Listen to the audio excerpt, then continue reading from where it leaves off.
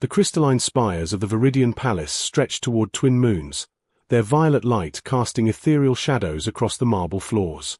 Ambassador Kai Chen moved through the grand corridors with practiced diplomacy, his earth-formal attire a stark contrast to the flowing robes of the alien nobility. For 3 months, he had walked these halls as little more than a ghost, acknowledged when necessary, ignored when possible. The Viridians were a proud species. Their plain purple skin shimmered with an inner luminescence, and their elongated limbs moved with fluid grace. To them, humans were curiosities at best, inferior beings at worst. Kai had learned to navigate their complex social hierarchies, their elaborate rituals, and their barely concealed disdain with unwavering patience. Today's gathering in the Hall of Celestial Convergence was particularly grand. Representatives from 12 star systems had come to witness the signing of the Interstellar Commerce Accord. Kai stood near the periphery, observing the intricate dance of diplomacy, when a commotion erupted near the royal dais. Princess Lirelei had entered the hall, her blonde wavy hair cascading like liquid starlight over her shoulders. Unlike the severe styles favored by Viridian nobility, her hair moved freely, catching the light with each step. Her purple skin held an unusual radiance, and her eyes, a rare silver that marked her as true royalty, swept across the assembled crowd. Kai had glimpsed her before, always at a distance, always surrounded by guards and courtiers. She was known for her sharp intellect and sharper tongue, having reportedly dismissed 3 marriage proposals from neighboring princes with devastating wit. The court whispered that she found all suitors beneath her notice. As the princess moved through the hall, accepting perfunctory bows and offering gracious nods, Kai retreated further into the shadows. He had work to do, trade agreements to finalize, cultural exchanges to negotiate. The last thing he needed was to draw unwanted attention by staring too obviously at royalty. He was reviewing data on his handheld device when it happened. Kai Thorne. The voice rang across the hall like a crystal bell, clear and commanding. Every conversation stopped mid-sentence. Every head turned toward the source, Princess Lirelei, standing in the center of the grand hall, her finger pointed directly at him. The silence was absolute. Kai felt the weight of hundreds of eyes upon him, the collective intake of breath from an entire room of beings suddenly frozen in shock. His name, spoken by the princess who had never acknowledged any outsider's existence, hung in the air like an impossible thing. Courtiers began whispering frantically behind jeweled fans and silk scarves. Guards shifted nervously, hands moving instinctively toward their weapons. The princess's own retinue looked as stunned as everyone else, their carefully maintained composure cracking like thin ice. Kai's diplomatic training kicked in, overriding his shock. He stepped forward, offering the precise bow required by Viridian protocol, deep enough to show respect, shallow enough to maintain his dignity as an ambassador of Earth. "Your Highness," he said, his voice carrying clearly in the unnatural quiet. Princess Lirelei smiled, an expression so rare that several courtiers audibly gasped, and gracefully descended the dais steps toward him. The palace had indeed fallen into complete silence, but in that moment, Kai realized that his invisible days were definitively over. The private gardens of the Viridian Palace were a symphony of impossible colors. Luminescent flowers swayed without wind, their petals shifting through spectrums unknown to Earth. Princess Lirelei had requested his presence here, away from the curious eyes and eager ears of the court. "You're wondering why I called your name," she said, settling onto a bench carved from what appeared to be living crystal. Her blonde hair caught the light of the hovering bioluminescent orbs that served as garden lighting. Kai remained standing, still processing the afternoon's events. The hall had erupted in whispers after her acknowledgement, and he'd spent the last 4 hours fielding increasingly urgent communications from Earth's diplomatic corps. "The thought had occurred to me, Your Highness," he replied carefully. "Lirelei," she corrected, patting the bench beside her. "We're alone here. The gardens have privacy shields that even my father's spies cannot penetrate." Hesitantly, Kai took the offered seat, maintaining a respectful distance. Up close, he could see the subtle patterns that danced beneath her purple skin, constellations of deeper violet that pulsed gently with her heartbeat. "I've been watching you," Lirelei continued, her silver eyes fixed on his face. "For weeks now. Do you know what I've observed, Ambassador Thorne?" "I'm sure I couldn't guess, Your High, Lirelei." She smiled at his correction. You speak to our servants as equals. Yesterday, I saw you help young Zephyr carry cleaning supplies to the upper levels. Last week, you shared your earth coffee with the guards during their shift change. You treat our people with more respect than most of our own nobility shows them. Kai shifted uncomfortably. Basic courtesy isn't worthy of royal notice. Isn't it? Lirelei turned to face him fully, tucking one leg beneath her. The movement was casual, intimate, nothing like the formal postures he'd seen her maintain in court. My people have a saying, character reveals itself in shadows, where no one is watching. I've been watching your shadows, Kai Thorne. The way she said his name sent an unexpected warmth through his chest. And what did you see? A man who believes in the dignity of all beings. A diplomat who serves not from ambition but from genuine desire for peace. Her voice softened. A human who doesn't see my people as aliens to be tolerated, but as individuals to be understood. They sat in silence for a moment, the garden's gentle luminescence painting them both in shifting hues of blue and gold. A night-blooming vine unfurled nearby, releasing a scent like vanilla and starlight. Your acknowledgement today will complicate things, Kai said finally. The court. The court can adapt. Lirelei's tone held a hint of steel. I am not my father's decoration to be displayed at state functions. I make my own choices about who deserves my attention. And I deserve it. She leaned closer, and Kai caught the subtle scent of her skin, something like ozone and flowers. You fascinate me, Kai Thorne. You move through our world like water, adapting without losing your essential nature. You see beauty where others see only obstacles. I see beauty now, he said quietly, the words escaping before his diplomatic caution could stop them. Lirelei's eyes widened slightly, surprise and pleasure flickering across her features. For a moment, the regal princess vanished, replaced by a young woman whose cheeks darkened with what he recognized as a Viridian blush. My father expects me to choose a consort from among the noble houses, she said, her voice barely above a whisper. Someone who will strengthen political alliances and produce heirs with the proper bloodlines. And you? I want to choose someone who sees me as more than a walking treaty. She reached out, her fingers barely brushing his. Someone whose shadows reveal beauty. 3 weeks had passed since that first evening in the gardens, and they had become Kai's refuge. Each night, after the day's diplomatic duties were complete, he would find Lirelei waiting among the luminescent blooms, and together they would walk the winding paths that led deeper into the palace's secret heart. Tonight, she had brought him to a grove he'd never seen before, a circular clearing where silver trees created a natural amphitheater. At the center, a fountain played with liquid light instead of water, casting dancing patterns across their faces. This was my mother's favorite place, Lirelei said softly, settling on the moss-covered ground with fluid grace. She would bring me here as a child and tell me stories of distant worlds. Kai joined her, no longer maintaining the formal distance that had marked their early encounters. Over the past weeks, casual touches had become natural, a hand on an arm during laughter, shoulders brushing as they walked, fingers intertwining when she showed him particularly beautiful specimens in the botanical sections. What kind of stories? He asked, watching the play of light across her features. Love stories, mostly. Star-crossed lovers from different species, different worlds. She smiled, a bittersweet expression. Mother believed that love was the only force strong enough to bridge any gap, overcome any obstacle. She sounds wise. She was executed for treason when I was 12, Lirelei said matter-of-factly. She fell in love with a diplomat from the Andromedan cluster. Father discovered their affair and had them both killed to preserve royal honor. Kai felt the blood drain from his face. Lirelei, don't apologize. It was a long time ago. She turned to face him, her silver eyes reflecting the fountain's glow.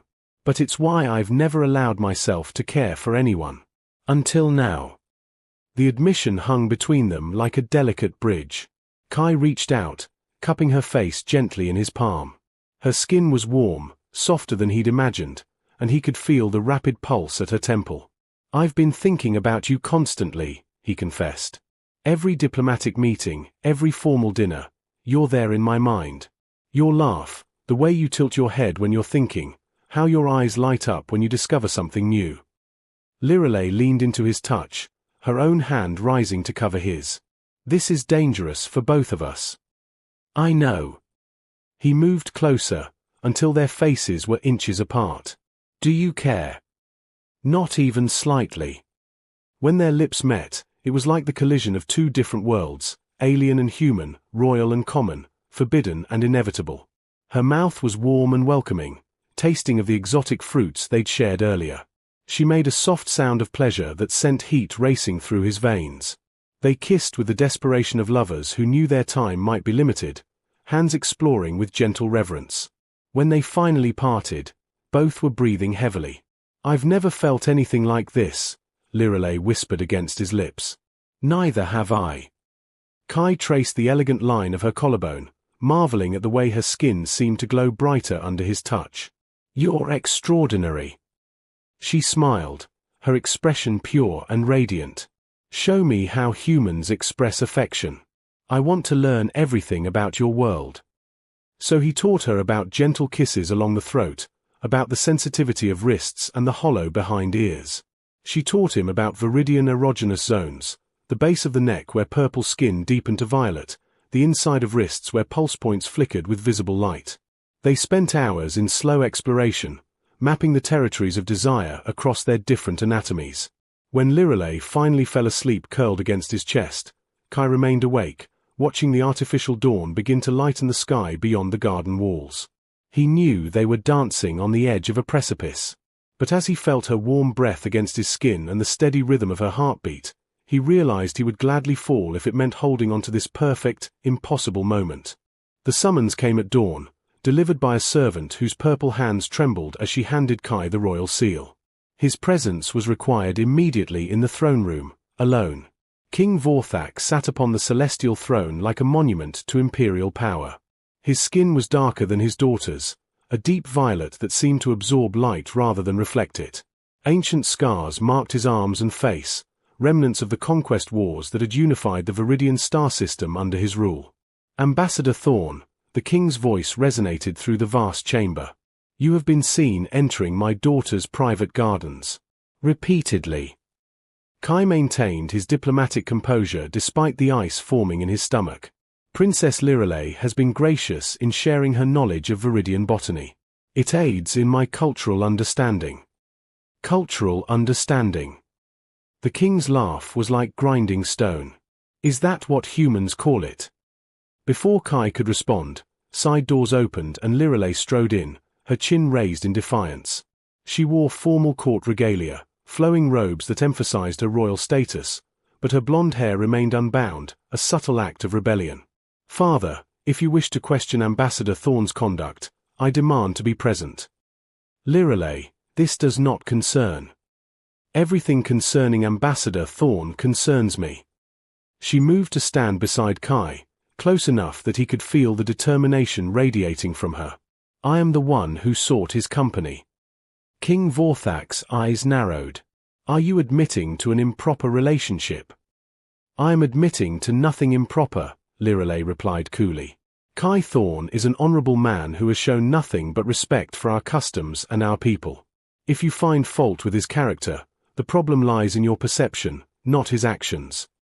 The formal use of his name in court carried weight, a public declaration of regard that made several court officials shift nervously. Kai felt a surge of admiration for her courage, even as he feared what it might cost her. Respect for our customs. The king's voice rose. He is human. An alien whose very presence here is a diplomatic necessity, nothing more. Then perhaps, Lirelei said, her voice cutting through the throne room like a blade, it is time our customs evolved. The silence that followed was deafening. No one had ever suggested that Viridian traditions might be imperfect, least of all in the king's presence. You forget yourself, daughter. I remember myself perfectly. Lirelei stepped forward, her silver eyes blazing.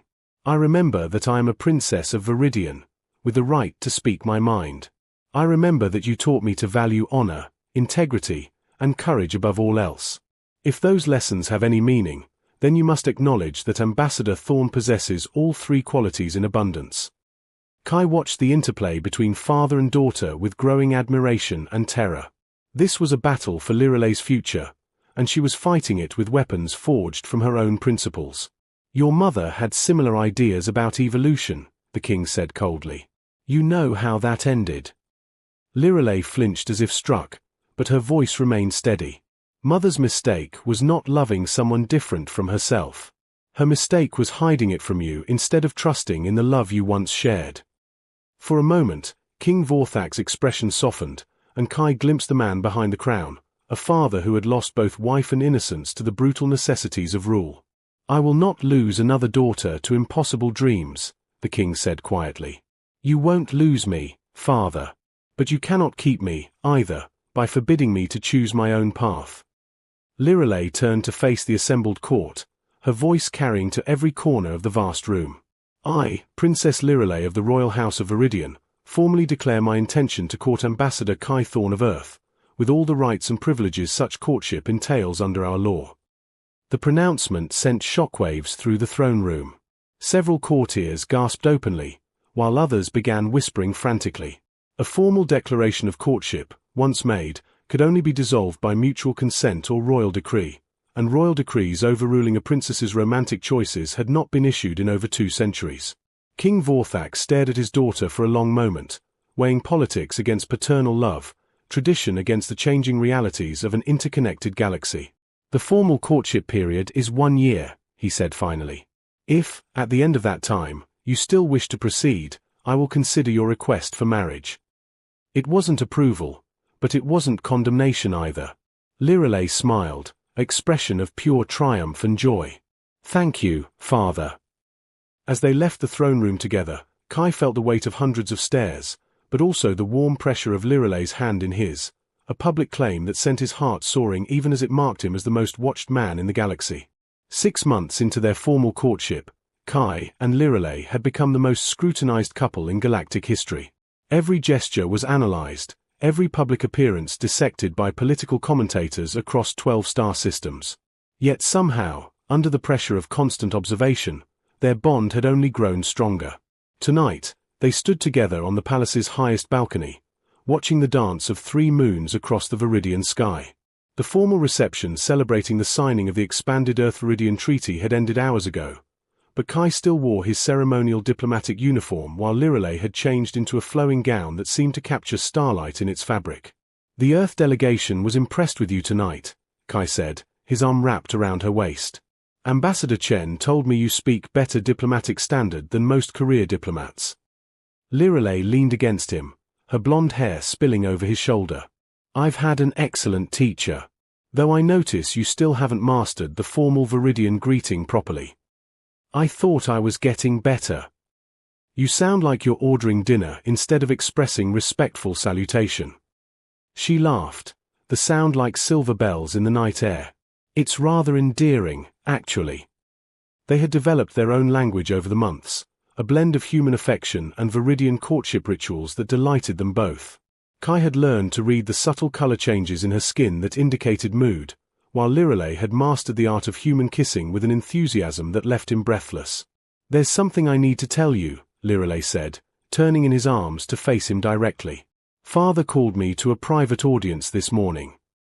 Kai felt his stomach tighten. King Vorthak had maintained a careful neutrality during their courtship, neither encouraging nor forbidding their relationship. But the 1-year deadline was approaching, and political pressures had been mounting from traditionalist factions. What did he say? The Andromedan Alliance has proposed a marriage alliance. Prince Zirian would bring significant military and economic advantages. Lirelay's silver eyes remained fixed on his face.